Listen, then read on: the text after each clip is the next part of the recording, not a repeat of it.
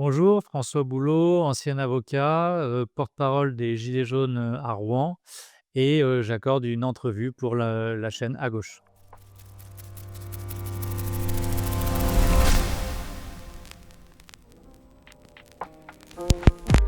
C'est quoi ton projet Praxis?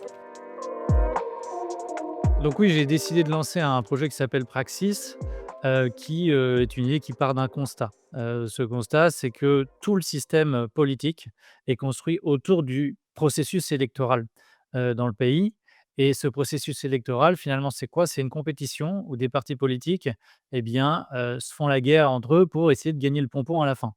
Et donc, tout ça, charrie tout un nombre d'acteurs, hein. Il y a les partis politiques, il y a les médias, il y a les instituts de sondage et tout ça fait que, in fine, on va plus focaliser notre attention sur ce qui nous divise plutôt que ce qui nous, met d'accord.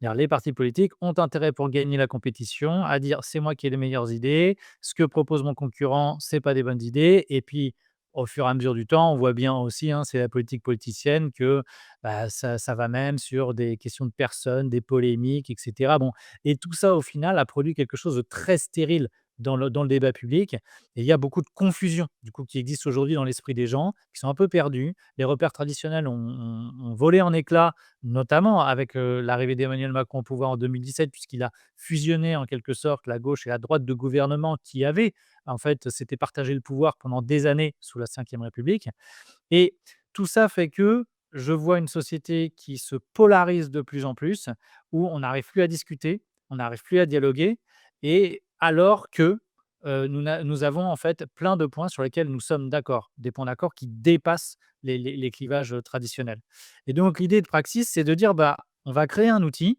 qui va être une plateforme de vote en ligne pour essayer de rendre visibles ces accords». C'est-à-dire ces points sur lesquels en fait, même sans discuter, on est déjà tous d'accord. Je prends quelques exemples, prendre en compte le vote blanc dans les suffrages exprimés. Ça, tout le monde est d'accord. Organiser une vraie transparence totale sur les dépenses des élus. J'ai jamais entendu quelqu'un ne pas être d'accord avec ça. Exiger que les élus aient un casier vierge, au moins que les élus n'aient jamais dans leur vie fait l'objet d'une condamnation pour une infraction financière, c'est-à-dire qu'ils mettent en cause leur probité. Bon, bah, tout le monde est d'accord avec ça. Heu, Renationaliser les autoroutes, hein. En France, en 2005, on a privatisé les autoroutes. Bon, ça a été un scandale quand même majeur. Et bah, tout le monde est d'accord avec ça, ou quasi tout le monde à chaque fois quand je dis ça. Et bah, le but de cette plateforme de vote en ligne, ce serait de rendre visibles ces accords-là qui existent déjà, pour ensuite pouvoir aller voir les pouvoirs publics et leur dire: «Oh, attendez là, vous arrivez, de moins en moins facilement à former un gouvernement. Vous arrivez de moins en moins à vous mettre d'accord à l'Assemblée nationale parce que maintenant on a une tripartition à l'Assemblée et donc le processus est quand même largement bloqué, parasité». Et ben nous, ce qu'on vous dit, c'est qu'on a fait émerger là des accords qui font consensus, c'est-à-dire qui dépassent les clivages. Donc ce qu'on vous demande, c'est de tenir compte de cette volonté qu'exprime le peuple, de faire voter ces mesures qui font consensus dans la société et ensuite, une fois que vous aurez voté tout ça, alors vous pourrez, reprendre vos discussions, vos désaccords. Et je veux dire, ce qui nous divise et ben, restera la chose des partis et restera une chose qui est tranchée aux élections. Et puis pour ce qui nous, divise quand même, Praxis, là, se donnera, là encore, comment dirais-je? Comme objectif de faire émerger des consensus. C'est-à-dire que nous, notre objectif, ça va pas être de dire telle mesure est mieux et cetera. C'est qu'on essaie de prendre un thème, on va le travailler et en fait, à l'intérieur d'un thème, on va essayer de trouver des solutions, de dégager des propositions de solutions et pour chaque proposition de solution, on organisera donc un vote en ligne et on verra s'il y a des propositions de solutions qui divisent toujours, mais peut-être qu'il y aura aussi des propositions de solutions qui, elles, obtiendront des consensus et donc là encore, dès que ça rejoint le socle du consensus et ben, ensuite ça permet d'aller faire pression sur les pouvoirs publics pour les faire passer ces mesures. Voilà, en fait, c'est vraiment l'idée centrale, le concept central de Praxis, ça va être d'être une force de consensus, donc faire émerger ce qui nous met d'accord, et donc pour faire en fait quelque sorte contrepoids, ça vient en complément du système qu'on connaît où, bah, comme c'est une compétition, tout est organisé autour de la logique de division et je pense que vraiment c'est ça qui est en train de nous tuer à petit feu, dans la société et voilà, je crois que si on ne trouve pas un moyen de dépasser cette logique-là de compétition de division, on va au devant de grands dangers et de grandes catastrophes, dans les années qui viennent. N'as-tu pas peur de n'attirer qu'une seule frange de la population? On sait que le public de gauche s'implique davantage quand un mouvement ou un média se revendique de gauche et a tendance à se méfier des structures qui refusent de se définir. Moi, j'ai justement essayé de penser le projet Praxis comme quelque chose qui permette à chacun de garder son identité politique, ses convictions. C'est-à-dire que en fait, quiconque, est intéressé par l'initiative est le bienvenu pour venir sur la plateforme et participer.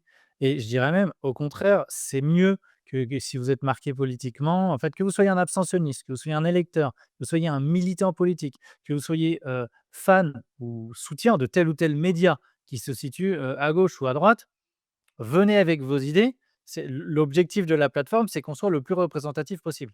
Donc, s'il y a que des gens de gauche sur la plateforme, ça sert à rien. Ce sera ce que pense le peuple de gauche. Donc c'est pas l'objectif. S'il y a que des gens de droite, ça sert à rien puisque ce sera le peuple de droite. Nous, ce qu'on veut, c'est essayer de voir ce que pense le peuple en général. Donc il y a un enjeu de représentativité qui fait que il faut que tout le monde puisse venir. Après la différence d'approche, c'est que, hem, sur des médias qui s'assument comme étant de gauche, bah, c'est très bien. Du coup, ils ont une idéologie, je veux dire, ils font un travail, de je veux dire, d'argumentation et cetera, donc ils sont utiles, au débat public. Simplement, bah, c'est quelque chose qui, par définition, va mettre à distance tout un tas de gens pour qui eux, se déclarent de droite. Et en fait, c'est le problème, c'est ce que Praxis veut essayer de dépasser. En fait, essayer de dire aux gens: «Écoutez, est-ce qu'on pourrait essayer de mettre les étiquettes, notamment gauche-droite, de côté un instant et on va juste débattre et essayer de trouver des solutions». Pourquoi j'ai cette démarche-là? Parce que c'était celle des gilets jaunes. C'est-à-dire, qu'est-ce qui a permis à un moment donné de produire un mouvement social qui, je crois, est assez historique? C'est-à-dire, on a bien vu que c'était quelque chose de différent, c'est quelque chose dont on parle encore aujourd'hui, c'est quelque chose qui a été extrêmement étudié par les sociologues. Je veux dire, on a bien vu qu'il y a eu vraiment quelque chose qui s'est passé lors du mouvement des gilets jaunes et ça reposait sur quoi? En partie, ça reposait sur l'idée que le mouvement était apartisan et qu'en fait, c'est des gens venus de tous horizons, des gens qui avaient voté Marine Le Pen, des gens qui avaient voté pour Jean-Luc Mélenchon à l'époque, des gens qui étaient abstentionnistes et d'autres. Et tous ces gens-là se sont parlé sur les ronds-points.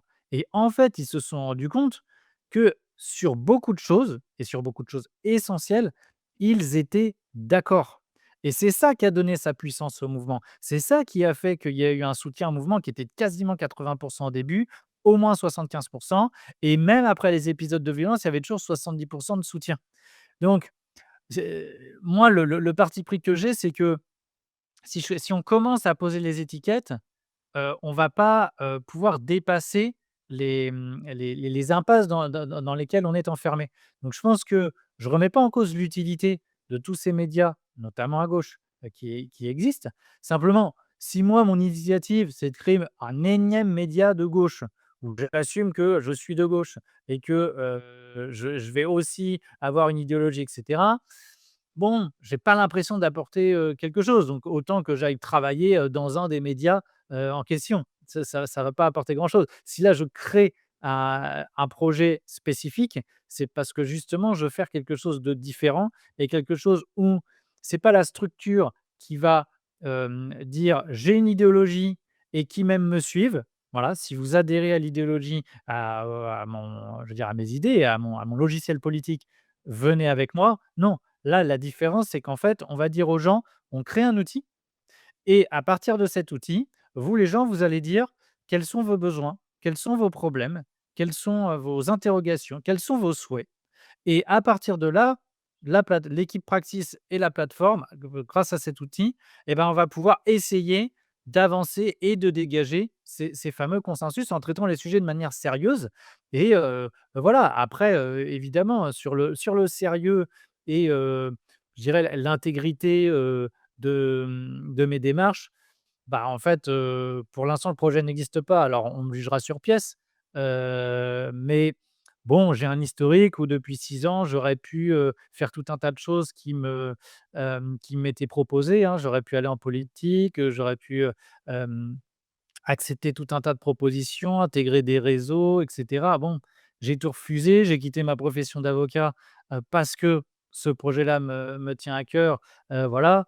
Bon, je pensais avoir pris des positions aussi quand même de fond assez claires, sur, le fait que je reconnais évidemment l'existence de la lutte des classes, heu, que je pense que le fait que les ultra riches ne soient pas imposés comme les autres est un véritable problème. C'est l'un des débats, majeurs qu'il y a aujourd'hui avec la taxe Zuckman, mais j'ai pas attendu la taxe Zuckman pour le dire, hein. Au moment des gilets jaunes, je rappelle que la formule que j'utilisais, c'est que la politique devait servir les intérêts des 99 et non plus seulement des 1 les plus riches. Bon, c'était, littéralement ce que je m'évertue à répéter sur tous les plateaux. Donc mais ce que j'ai constaté justement, c'est que le discours que je tenais, bah, il convainquait et des gens de gauche et des gens de droite. Et donc en fait, c'est aussi ça, c'est de mon expérience gilet jaune, j'ai vu que en évitant certains mots clés, certains mots valises, certains mots réflexes, qui peuvent mettre à distance parce qu'ils sont trop connotés dans un camp ou dans un autre, et ben, en évitant ces mots-là et en étant clair, hein, en étant précis, on peut arriver en fait à faire se rejoindre des gens de droite et des gens de gauche. Et voilà, du coup l'objectif c'est au moins ça, c'est de voir, mais est-ce qu'il y a quand même pas des choses sur lesquelles on est d'accord? Et je pense que c'est un si on veut sortir de la polarisation qui est en train de dire déjà, ce qui est une dynamique qui est très claire, qui saute aux yeux. On voit ce que ça donne aux États-Unis. On voit la violence qui se déchaîne aux États-Unis. On a vu là, le je veux dire, le meurtre de Charlie Kirk, notamment. Bon, je veux dire, la violence appellera la violence et donc si on pouvait éviter d'arriver à ce niveau de violence-là en France, comme, aux États-Unis, je préférerais. Bah, je crois que l'un des préalables indispensables, c'est déjà d'avoir l'outil qui permet de dire: «Eh attendez là, on est tous en train de se prendre la tête, de se taper dessus. OK, il y a des trucs, on n'a pas les mêmes valeurs, on se divise et cetera. OK, mais rappelons-nous quand même que, regardez, il y a tout un tas de trucs sur lesquels on est d'accord. Donc en fait, on est toujours des êtres humains, on vit toujours dans le même pays, on a toujours, je veux dire, intérêt à s'entendre et à trouver, au moins des compromis. Je veux dire, on c'est ça la démocratie, hein, c'est d'arriver à trouver une solution pour, comment dirais-je? Dépasser nos désaccords. En fait, qu'est-ce qu'on fait avec nos désaccords? Parce qu'on ne sera jamais, d'accord avec tout le monde, hein, dans un pays, c'est inévitable. Donc c'est important je crois, de mettre en lumière, de rendre à nouveau visibles nos accords, pour recréer du dialogue. Pour qu'on se dise: «Ah oui, en fait, en face, c'est quand même un être humain, c'est quand même quelqu'un finalement et il est peut-être pas aussi méchant que ce que je croyais, parce que si on est d'accord sur ça, ça, ça, ça, en fait, c'est peut-être pas un aussi mauvais bougre» et voilà, essayons d'avancer et après mais il ne s'agit pas de transiger sur ses convictions, hein. C'est pas parce qu'on recherche des consensus qu'on est obligé de faire des compromis, hein. Il y a une grande différence. Comment comptez-vous éviter que des idées d'extrême droite, comme la préférence nationale, soient adoptées dans votre plan, s'il y a une majorité de membres de droite? Il y a au moins 2 éléments. Le premier, c'est que l'équipe Praxis, donc qui composera le média, qui animera la plateforme de vote, mais qui sera aussi, un média. Le média, il aura 2 apports. Le premier, c'est qu'il permettra de faire connaître la plateforme de vote, donc d'assurer, je veux dire, la notoriété de la plateforme et donc de faire venir un maximum de monde, parce que plus on sera nombreux, plus la plateforme deviendra légitime, représentative. Et le média, il aura aussi pour objectif de produire des contenus qui éclairent les gens pour qu'ils votent et pour qu'ils proposent sur la plateforme, de manière éclairée. Donc on va très concrètement sur le média, on va essayer de produire des dossiers sur tous les grands sujets, que ce soit l'immigration, l'insécurité, la démocratie, l'économie, l'écologie. Bon, on va, produire, en fait, se servir de tout le travail de recherche et d'analyse qu'on devra faire pour produire nos contenus vidéo sur le média et ben, on s'en servira pour produire des dossiers. Des dossiers qui seront, organisés en constats, diagnostics et pistes de solutions.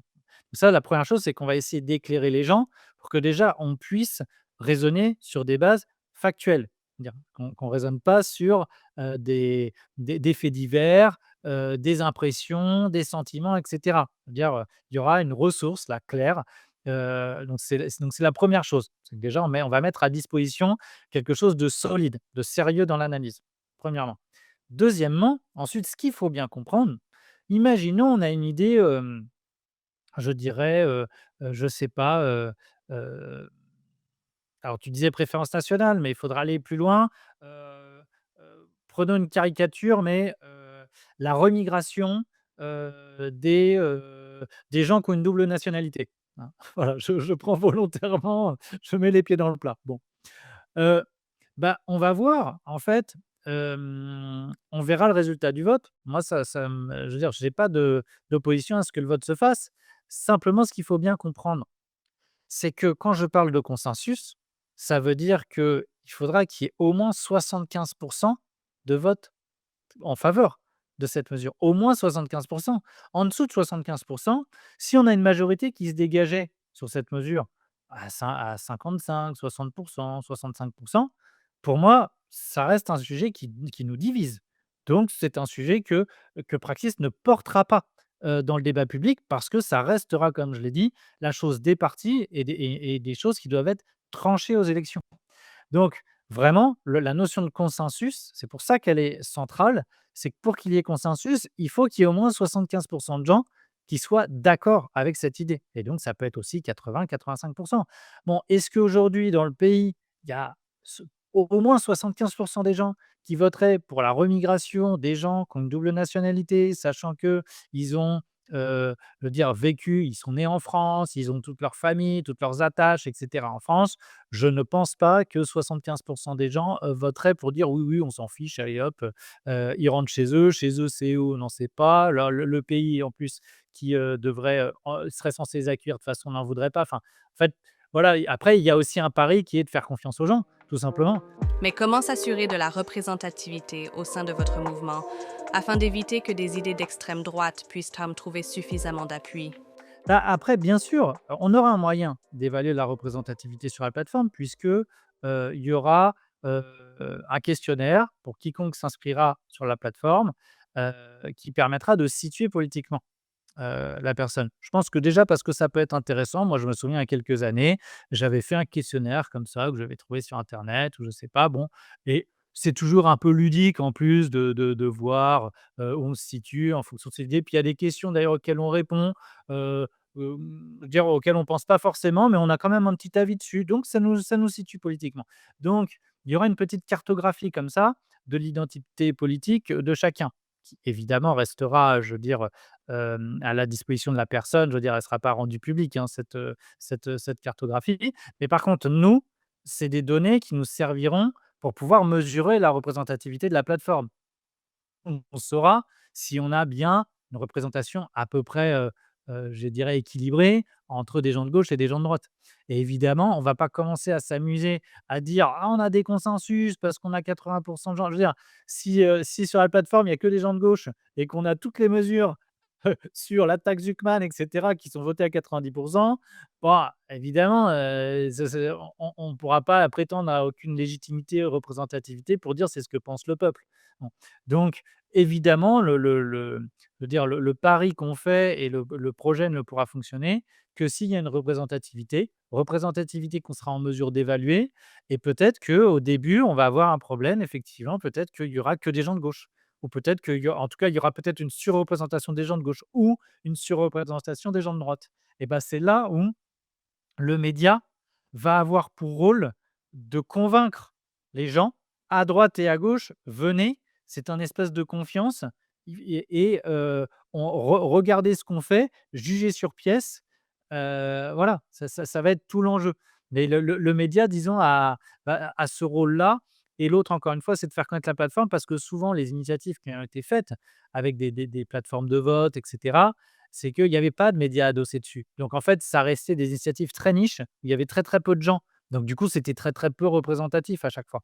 Donc nous, le but, c'est justement d'avoir un média qui va produire des contenus régulièrement pour petit à petit, que les gens fassent confiance, se disent: «Ah ouais, mais quand même, effectivement, les contenus qui sont produits là, c'est sérieux, c'est sourcé, ça traite de tous les grands sujets et j'ai pas l'impression d'être pris pour un imbécile et a priori, je peux aller sur cette plateforme et je peux donner mon avis, je peux voter et je peux aussi débattre», hein. Il y aura aussi un espace de débat, sur la plateforme.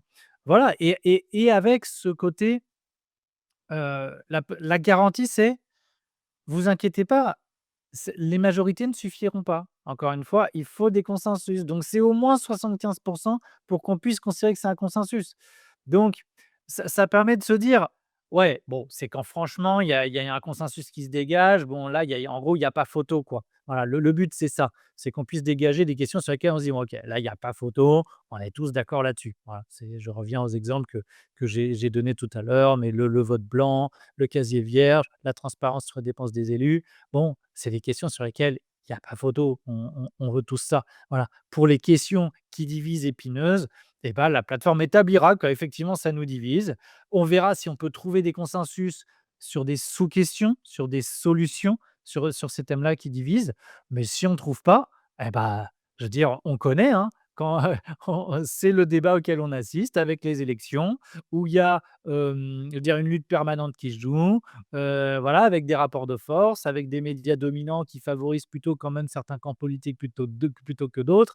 Bon, voilà, hein, on connaît tout ça, mais justement, peut-être que, comment dire? Cette plateforme, elle permettra aussi, de lever des confusions qui sont, largement entretenues dans les médias dominants. Je veux dire, avec une manière de poser les débats, notamment en matière économique, qui est, totalement biaisée, en permanence. Je veux dire, l'un des débats, à chaque fois auquel, je me heurte, mais en fait, c'est tout le temps, c'est: «Ouais, est-ce qu'il faut baisser les impôts? Est-ce qu'il faut augmenter les impôts?»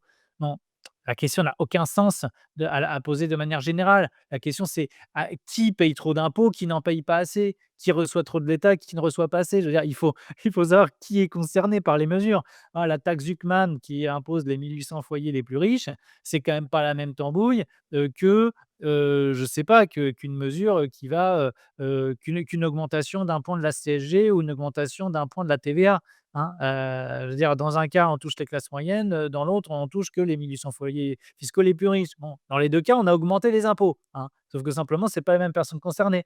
Bon, voilà, donc c'est aussi pour, lever toutes ces confusions que le projet existe. Tu dis dans tes vidéos que tu vas chercher les bonnes idées où elles se trouvent. Tu ne t'interdis donc pas d'aller en chercher du côté de l'extrême droite? Et clairement, on ne s'interdit absolument rien. C'est-à-dire que, alors évidemment, il faut quand même que ce soit des idées, un peu sérieuses quand même. Alors en principe, les partis politiques qui se présentent à la présidentielle, je dis bien en principe, c'est des idées à peu près, qui pourraient être applicables. D'un point de vue technique, j'entends, enfin bon, et encore, quoique il y a des idées qui se heurtent à des principes constitutionnels ou à la CEDH, mais bon, rentrons pas dans ces questions-là.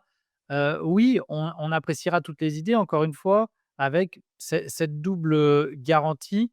La première, c'est que nous, Praxis, on fera un travail d'étude, de recherche pour voir, est-ce que cette solution telle solution qui viendrait du Rassemblement national, par exemple, hein, est-ce que la solution qu'il propose là, sur tel sujet, est-ce qu'elle est sérieuse? Est-ce qu'elle est de nature à être efficace?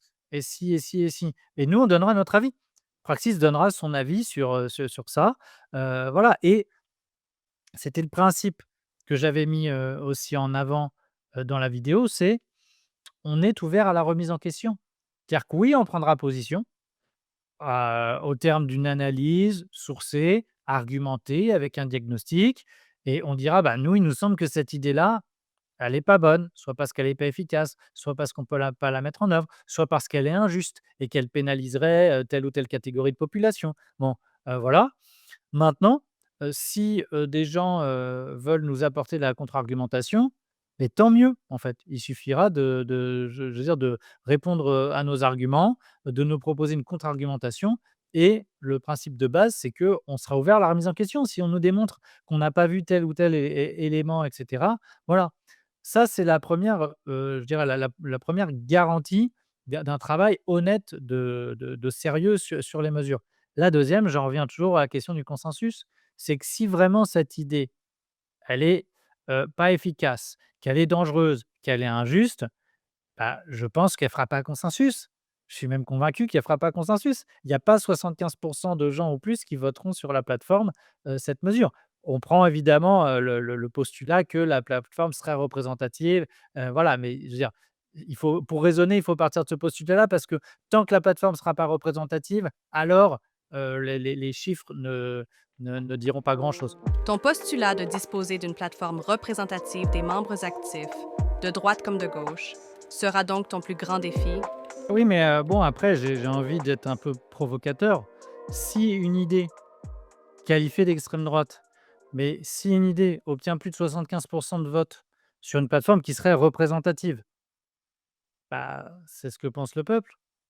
Dire à ce moment-là, si on a peur du peuple et qu'on a peur qu'une idée, que parce qu'elle ne serait pas de gauche, et qu'elle est ultra majoritaire dans la population, bah, on ne croit plus en la démocratie. Et parce qu'encore une fois, pour arriver à 80, c'est que nécessairement, il y a au moins une partie des gens de gauche qui sont d'accord avec cette idée. Donc c'est pour ça qu'en principe, le fait de garantir que le Praxis repose sur le consensus, ça garantit le fait que, en fait, il faudra la droite plus une grosse partie de la gauche ou la gauche plus une grosse partie de la droite. Mais ça pourra pas en fait, un camp, la droite ou un camp, la gauche, ne pourra jamais emporter le bout de gras sur une mesure. Un camp à lui seul ne pourra jamais emporter le bout de gras parce qu'au mieux, il aura une grosse majorité, mais il aura jamais le consensus, en fait.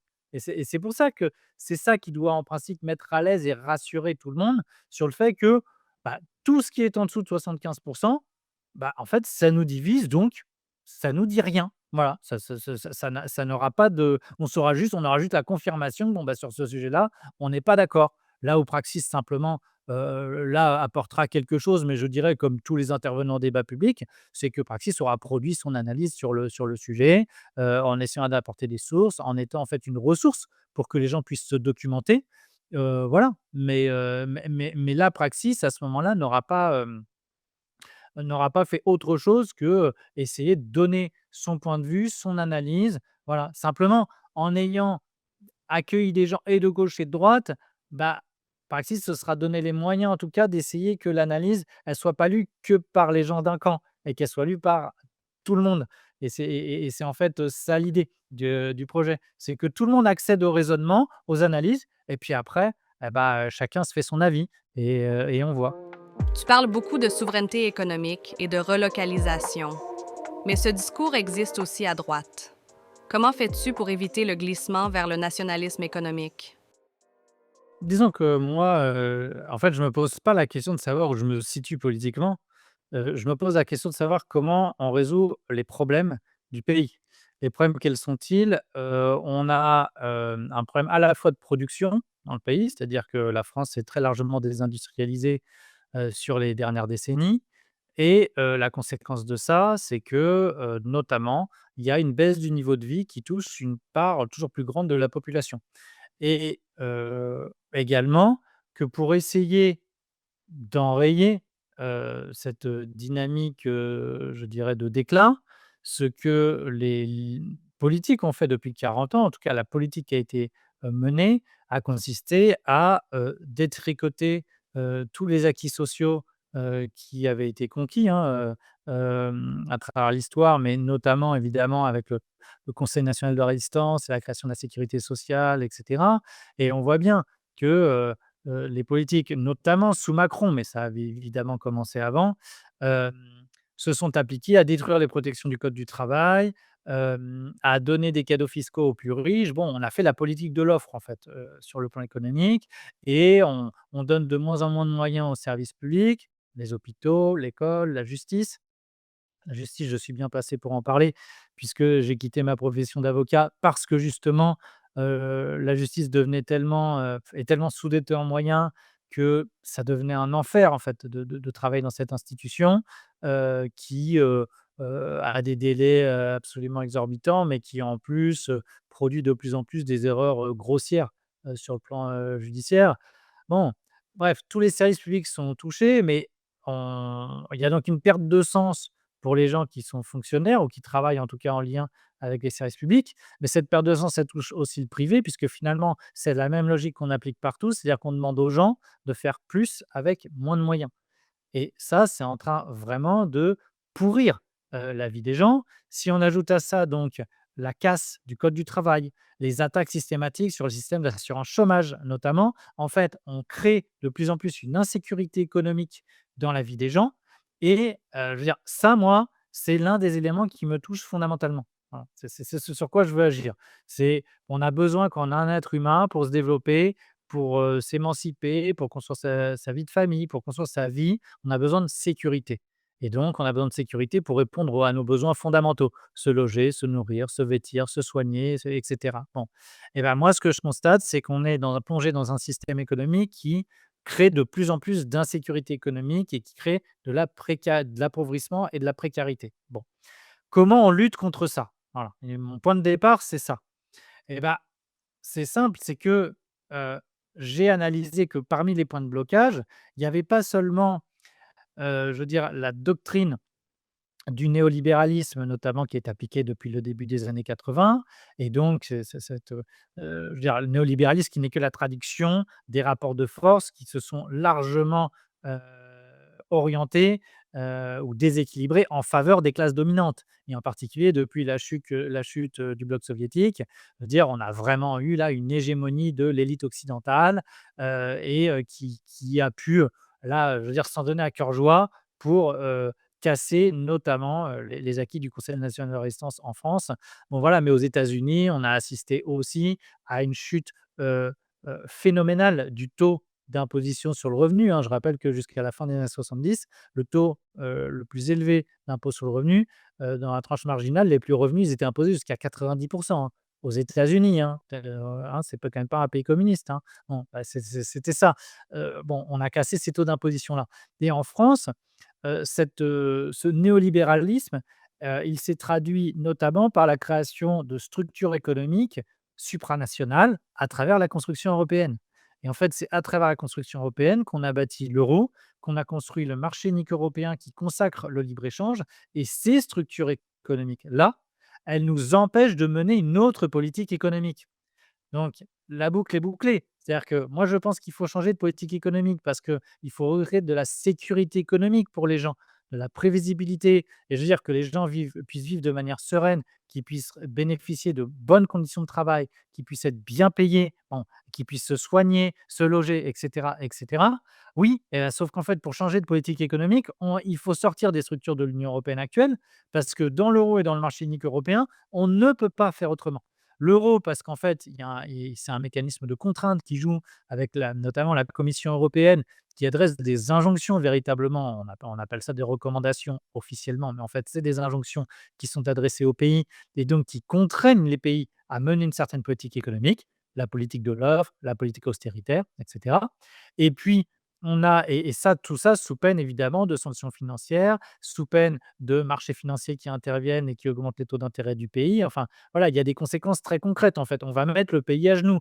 Exemple, la Grèce, hein, et avec l'intervention de la troïka, il y a une dizaine d'années, qui a mis la Grèce littéralement à genoux et on a fait, consentir des sacrifices énormes à la population grecque, hein, qui en paye encore le prix aujourd'hui. Bon, ça, c'est l'euro. Puis ensuite, on a le marché unique européen avec le libre-échange où là, les gens savaient très bien, ceux qui ont fait ça, ce qui allait se passer. Ce qui s'est passé, c'est que en créant du libre-échange, le mot a l'air joli, le mot a l'air gentil, sauf qu'en fait, le libre-échange, c'est quoi? C'est on met en concurrence les pays les uns avec les autres, sauf que quand on a des niveaux de développement qui sont tout à fait hétérogènes entre, par exemple, la France et la Roumanie, où le niveau de salaire, il passe de 1 à 10 quasiment, au niveau du SMIC et où le niveau de protection du système de protection sociale, bah, évidemment, c'est pas tout à fait la même générosité. Évidemment, vous créez les conditions pour que toutes les usines qui étaient présentes en France soient délocalisées, en Roumanie. Parce que, le capitaliste, hein, celui qui détient les moyens de production, lui, il voit tout de suite tous l'intérêt qu'il a à payer, les salariés pas cher et à avoir un coût du travail, en fait, qui est bien moins élevé en Roumanie qu'en France. Ah bah, du coup, vous avez créé les conditions de la délocalisation et donc du chômage de masse en France et c'est l'un des points majeurs, c'est donc on a un chômage de masse en France, on a à peu près 6 millions de chômeurs.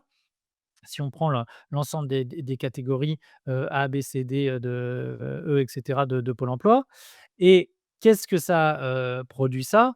Ben ça produit aussi, le fameux concept d'armée de réserve, de Marx. C'est-à-dire que du coup, ça déséquilibre totalement le rapport de force des salariés qui sont dans le travail vis-à-vis de leurs employeurs. Parce que comme il y a des millions de chômeurs qui attendent, là, à la porte des entreprises pour prendre la place de ceux qui sont en poste de travail et bah, du coup, évidemment, les employeurs peuvent imposer des conditions, particulièrement pénibles, aux salariés qui sont, en place et c'est l'une des raisons, à mon avis, majeures pour lesquelles on assiste depuis plusieurs années à une explosion des burn-out, au travail parce qu'en fait, tout simplement, la démission n'existe plus. Oui, elle existe toujours dans le code du travail. En fait, quelqu'un qui démissionne, ça devient très rare, sauf dans certains secteurs parce que, c'est des profils qui sont très demandés et cetera mais en fait, il y a plein de boulot, où les gens peuvent plus démissionner parce que s'ils démissionnent, ils se retrouvent au chômage et ils sont pas du tout certains de pouvoir retrouver un emploi. Donc en fait, ils sont contraints à accepter des conditions de travail qui sont absolument indignes, qui sont, épouvantables et ça crée, les burn-out.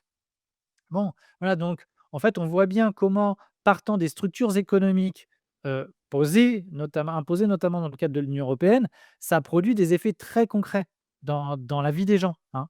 Et bah, c'est de ce point de vue-là que je parle de la souveraineté économique. C'est juste, permettre à la France de retrouver les éléments de sa souveraineté, monnaie, politique commerciale, politique budgétaire, pour pouvoir mener une politique qui soit vraiment en faveur des gens et non pas en faveur des plus riches, hein. Parce que tout ce que j'ai décrit là, en attendant, par contre, les profits et dividendes du CAC 40, ça, il y a pas de problème, hein. Sur les 20 dernières années, je veux dire les profits et les dividendes du CAC 40, ils ont été multipliés par 4, hein. Et pour dire les choses très clairement, au niveau des profits, dans les débuts des années 2000, le CAC 40 faisait entre 30 et 40 milliards de bénéfices. Bon, on est passé aujourd'hui à 130, 140, 150 milliards de bénéfices, c'est-à-dire plus 100 milliards. Non, donc on voit bien qu'en fait la richesse produite, elle est passée progressivement, en partie en tout cas, mais de la poche des travailleurs aux poches du capital et voilà, tout ça, bah, produit la situation politique actuelle en fait avec, bon, c'est la fameuse phrase de Warren Buffett, hein: «Et la lutte des classes existe et c'est ma classe, celle des puissants qui est en train de la gagner», hein. Voilà, donc c'est quoi le garde-fou pour ne pas tomber dans, une idée, une idéologie réactionnaire? Bah, c'est que notamment, je pense que dans tout le discours que je viens de développer, je pose, la lutte des classes comme un concept central pour comprendre les dynamiques, qui sont à l'œuvre. Simplement, j'en conclurai par là, c'est que si, bien pour beaucoup de gens, tout ça n'est pas clair. C'est-à-dire la plupart des gens, dire et qui peuvent voter à droite, ils vont voir les très riches, mais ils vont se dire: «Ouais, bah, les très riches, ils échappent à la loi, ils échappent à l'impôt et cetera. C'est pas normal, mais bon, c'est comme ça». En fait, ce dont beaucoup de gens ne se rendent pas compte, c'est que les très riches exercent une influence déterminante sur le système politique et sur le processus électoral à travers les médias qu'ils détiennent, à travers les soutiens qu'ils donnent à tel ou tel parti politique. Et en fait, ils structurent très largement le débat public. En fait, arriver à un certain niveau de richesse, c'est pas seulement le niveau de richesse pour soi qui est en cause, c'est le pouvoir politique que ça donne à ces individus, hein. En gros, moi, quand je vote et comme la plupart des citoyens, un vote égale une voix, hein. Oui, bah, Bernard Arnault, lui, c'est pas une voix, hein, qu'il a, hein. C'est que, lui, à travers la puissance de son pouvoir économique, lui, il en contrôle en fait beaucoup, beaucoup, beaucoup, des voix. Tu parles souvent de lutte des classes. Comment introduire ces notions historiquement de gauche à un public qui peut mal les percevoir? Moi, je crois qu'en fait, on peut tout à fait construire un discours qui recourt à des concepts qui peuvent être de gauche, tout en étant audible auprès des gens de droite. Simplement, en fait, voilà, il y a une tendance à gauche à commencer par dire: «Alors moi, je suis de gauche, hein, donc moi, je suis dans le bon camp, je suis de gauche et si tu es pas de gauche, toi, tu es dans le mauvais camp, hein». Bon, si on commence comme ça, évidemment, on prend frontalement les personnes, je veux dire, on se met en opposition avec eux et c'est pas la meilleure manière d'arriver à créer du dialogue et donc à cheminer ensemble. Non, ce qu'il faut, c'est arriver à, fonctionner sur des points d'accord, pour pouvoir mettre en confiance et cheminer petit à petit. Donc je dis pas que d'emblée, les gens de droite, vont tous, adhérer au concept de lutte des classes.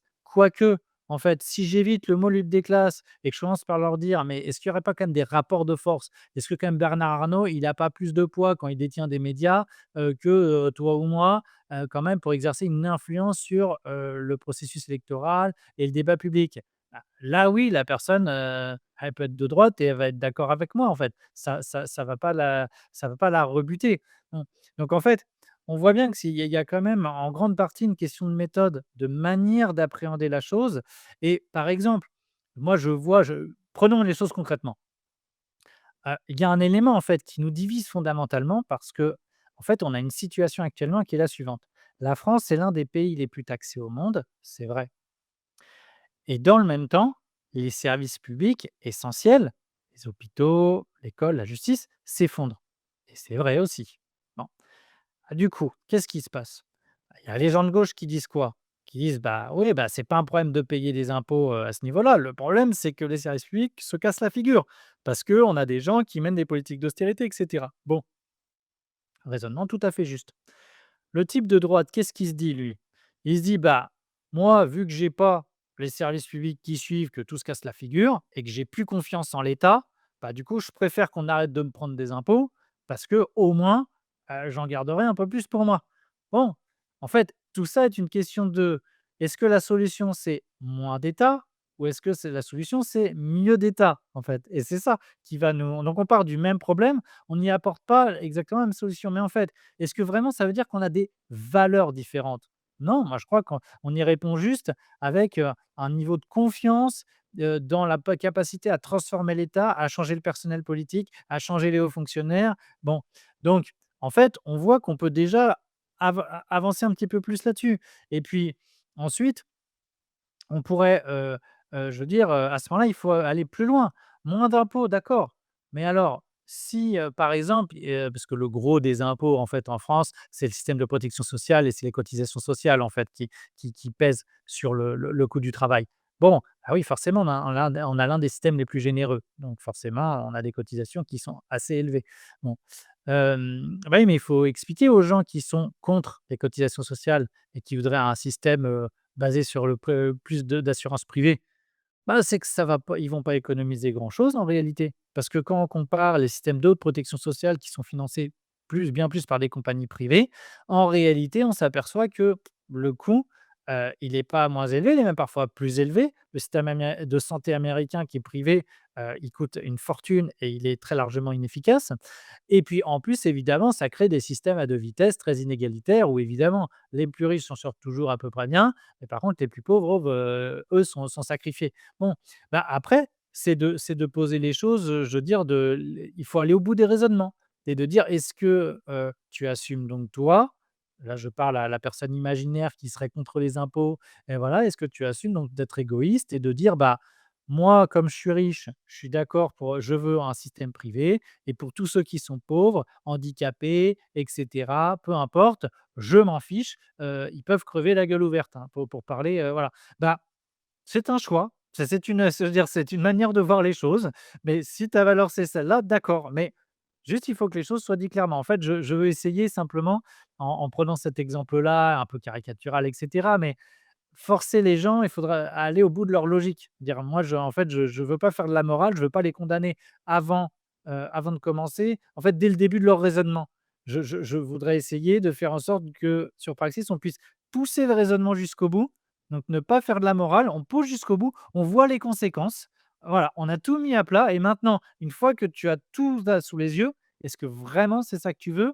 Ou regarde, on pourrait aussi faire comme ça. Bon, voilà, c'est une manière, en fait, de permettre la discussion, de permettre aux arguments de se dérouler. Parce qu'en fait, il faut prendre aussi en compte qu'il y a beaucoup de gens, qui ont fait déjà beaucoup de chemin sur le plan de l'émancipation politique, qui sont très en avance par rapport à d'autres. On n'est pas tous au même niveau d'avancement et donc souvent je vois, voilà, des gens qui sont très avancés et puis qui du coup, bah, qui vont juger sévèrement ceux qui sont, bah, très en retard en fait, qui se sont jamais vraiment intéressés aux choses, qui donnent un peu leur opinion comme ça. Ah ouais, mais c'est pas la meilleure manière de les aider à progresser et à rattraper leur retard. Donc voilà, c'est une espèce de méthode. C'est ça que Praxis essaie de faire, c'est une espèce de méthode qui permette à tout le monde de se sentir, inclus dans le processus, respecté et donc de cheminer et de réfléchir et de progresser et moi le premier. Moi, je sais pas tout, j'ai déjà, je pense, beaucoup travaillé, mais en fait, j'ai encore beaucoup de travail à faire et donc je prétends pas moi non plus détenir la vérité et il y a peut-être des choses sur lesquelles je vais me remettre en question et peut-être que parfois c'est des gens de droite qui vont m'interpeller et qui auront un bon argument et parfois peut-être que c'est des gens de gauche parce que, en fait, j'ai quelque chose que je n'aurais pas vu. Bon voilà, en fait, j'essaie d'adopter une démarche d'humilité pour moi, mais aussi dans le cadre du projet parce que je pense que c'est la seule chose qui permet à tout le monde de se sentir le bienvenu parce que, eh ben, on va cheminer ensemble. Qui, selon toi, est encore de gauche dans le paysage politique français? Oh bah, c'est très simple, hein, pour moi, la gauche, je veux dire, si je reprends la définition de Frédéric Lordon, qui date déjà, hein, dans une conférence qu'il avait donnée, c'est: «On est à gauche quand on veut sortir du cadre». Bon, bah, manifestement, le parti socialiste veut pas sortir du cadre. Ça, bon, mais je crois que ça, c'est assez convenu. Mais je dirais que les écologistes, pour moi non plus, ils veulent pas sortir du cadre et parce que là, je pense notamment au cadre de l'Union européenne. Bon, donc la France insoumise me semble être de gauche. D'ailleurs, elle me semble être de gauche et pas d'extrême gauche, hein. Dire pour quiconque a, je dirais en tout cas, moi, c'est ma manière de voir les choses, mais pour moi, l'extrême gauche, ce serait plutôt le NPA, Révolution permanente, c'est-à-dire des organisations qui, très clairement, ne veulent pas exercer le pouvoir. Des gens qui sont révolutionnaires, qui combattent le système et qui n'aspirent pas à gagner les élections. Bon, ça, c'est l'extrême gauche. La France insoumise, elle, aspire très clairement à gagner les élections, à s'inscrire dans le processus démocratique. Donc, c'est une force de gauche et qui me semble être authentiquement de gauche, qui, je veux dire, à travers ses positions idéologiques, programmatiques, n'a pas d'ailleurs beaucoup varié, n'a d'ailleurs pas du tout varié depuis quasiment 10 ans maintenant, hein, le programme, je crois qu'il date de 2016. Bon, voilà, donc pour moi, la France insoumise, est de gauche. Je dirais que la il y a plusieurs critiques que je peux faire. Je leur ai faites, quand je suis allé aux universités d'été à l'époque en 2019, sur la question de la sixième République où je trouve que la méthode est un peu hasardeuse, voilà. La méthode d'une assemblée qui serait élue et cetera. Bon, j'aimerais plutôt qu'on fasse l'expérience d'un nouveau mode de gouvernance concrètement. C'est exactement ce que je veux faire avec Praxis. C'est qu'en fait, avec par exemple, on va essayer, par exemple, de construire un module qui pourrait s'apparenter à une sorte de référendum d'initiative citoyenne, c'est-à-dire permettre aux gens de proposer leurs questions au vote. On va essayer de le construire, ça, cet outil-là. Du coup, bah, si on arrive à faire un outil de cette nature-là qui fonctionne, là, je veux dire, on n'aura pas juste un dispositif théorique, on en aura fait expérience pratique. Donc, on aura essuyé des plâtres, et cetera. Et donc, on sera légitime à dire au pouvoir public et à tout le monde de dire: «Non, mais on a essayé, on a construit la pratique et ça fonctionne. Là, il suffirait juste de dire si on a réussi à le faire sur une plateforme représentative, je dis n'importe quoi, de 100 000 personnes, on peut le faire dans un pays de 60 millions. Ça change rien, non. Donc ça, c'est la première chose. La deuxième, c'est simplement, je dirais que la France insoumise a une position un peu ambiguë parfois ou floue, plus qu'ambiguë, floue sur l'Union européenne. C'est-à-dire qu'elle dit qu'elle va désobéir, mais en fait, avant, elle disait, au tout en 2017, hein, c'était plan A, plan B, l'Europe, on la change ou on la quitte. Donc disons qu'il y avait un discours qui était un peu plus clair. Hem Bon, je comprends après, je veux dire, je le note, je le relève, parce qu'encore une fois, comme je l'ai expliqué, les structures de l'Union européenne nous empêchent de conduire une politique économique alternative et ça, il faut que ce soit bien compris parce que c'est souvent sous-estimé à gauche, en France, dans beaucoup d'organisations.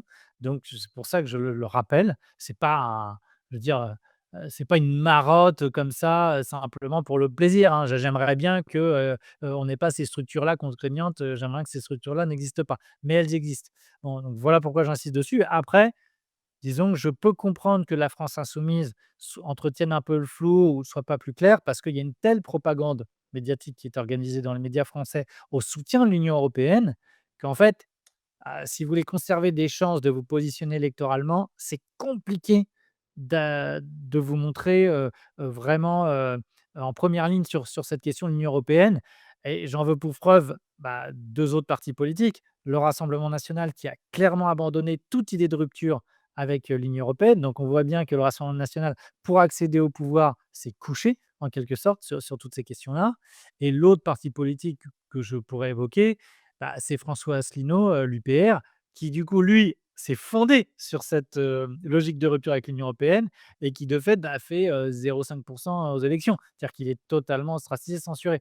Donc moi, je regarde cette réalité-là. Je vois que si je suis un parti politique qui, enfin que les partis politiques qui prennent ouvertement position contre l'Union européenne, ils sont invisibilisés, ils sont censurés et les partis politiques qui se rapprochent du pouvoir et qui, disons dans la période, on a bien vu, hein, que la diabolisation, elle est passée de Marine Le Pen à Mélenchon sur les dernières années. Alors ça c'est très clair.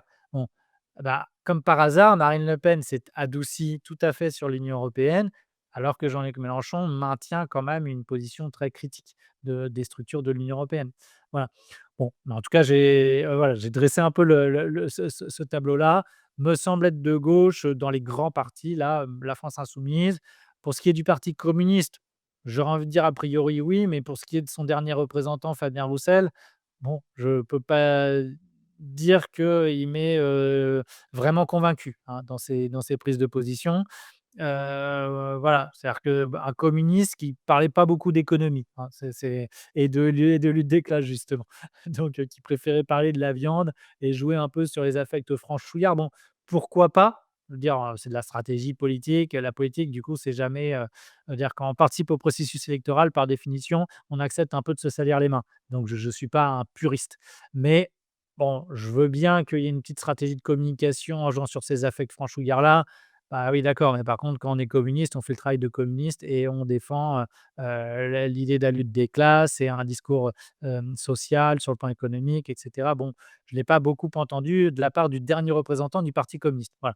Donc s'il y avait un parti à gauche, vraiment en France, c'est la France insoumise, très clairement. On a beaucoup parlé d'économie et de lutte des classes. Mais qu'en est-il des autres luttes, comme l'antiracisme, le féminisme et l'écologie? Y aura-t-il du contenu produit à cet effet? Est-ce qu'on va produire de contenu sur ces questions-là? Dans un premier temps, ce ne sera pas nos sujets, 1 qu'on va traiter parce qu'on en a d'autres et qu'on a, déjà, je veux dire, bah, on va partir déjà de mon livre qui nous permet d'être une première base pour produire les premiers contenus. Mais après, en fait, je pense que la meilleure réponse que je peux apporter, c'est qu'on est prêt à collaborer avec tout le monde. C'est-à-dire qu'on ne détient pas la vérité à nous tout seuls. Moi, effectivement, ces combats-là ne sont pas forcément les combats sur lesquels je suis le plus connaisseur. Ça ne veut pas dire que ça ne m'intéresse pas. Alors, je peux le dire, hein, moi, cet été, j'ai lu, le bouquin «Beauf et barbare» de Rouya Boutelder. Donc, je veux dire, je suis curieux de tout et des problèmes qui peuvent exister dans le pays et y compris pour, des problèmes qui ne me concernent pas moi directement. Donc, je suis ouvert à tout et si, Rouya Boutelja ou Parole d'honneur, par exemple, veut venir collaborer, et apporter des analyses, sur la plateforme et mettre en avant des sujets, eh ben, ils seront les bienvenus. Mais comme tout le monde, en fait, tout le monde sera le bienvenu à collaborer dès lors que on vient avec: «Voilà, nous, on a identifié tel et tel problème dans la société, voilà le diagnostic qu'on a établi et voilà, nous, nos pistes de solutions». OK, super, on prend ça et puis on va le travailler ensemble. On va regarder et puis toujours dans un objectif d'aller-retour avec les gens. Donc, c'est-à-dire on mouline un peu le travail, on présente aux gens un 1 dossier de synthèse, les gens nous font des retours et puis ensuite on va consulter des experts sur des questions comme ça d'antiracisme et cetera. On va aller consulter des sociologues qui vont nous dire: «Ah bah là, vous êtes trompés, ça c'est bien vu, là ça ne marche pas pour, telle et telle raison, vous n'avez pas vu tel ou tel point».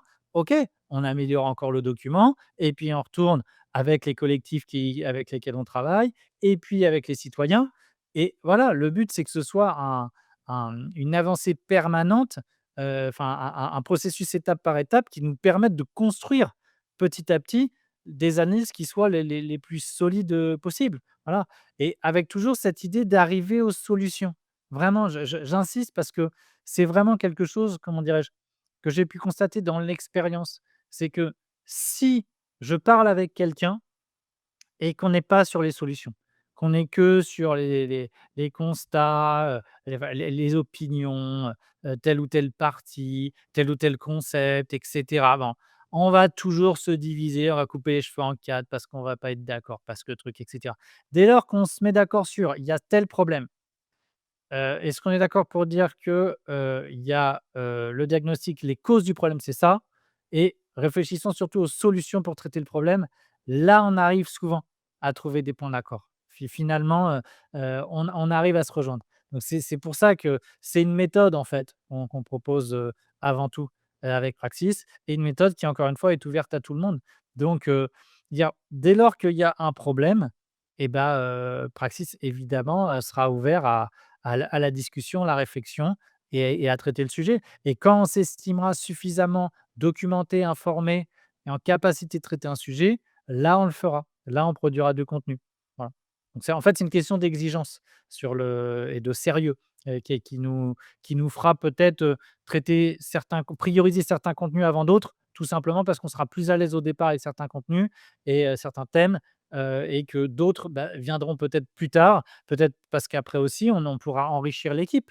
de gens qui seront, plus connaisseurs et donc à ce moment-là, et bah, ces compétences, cette expertise particulière pourra être mis à profit, pour le média. Pour l'instant, on sera vraiment une toute petite équipe, hein, en médias, à travailler parce que, bah, comme on a lancé la campagne de financement, et qu'on est en plein dedans, on n'a pas encore de visibilité sur ce que vont être véritablement nos moyens pour commencer, hein. On n'est pas enfin malheureusement, on est en tout cas pas financé par Bernard Arnault, Xavier Niel, François Pinault et cetera, hein. Donc on ne dépend que des contributions, des citoyens.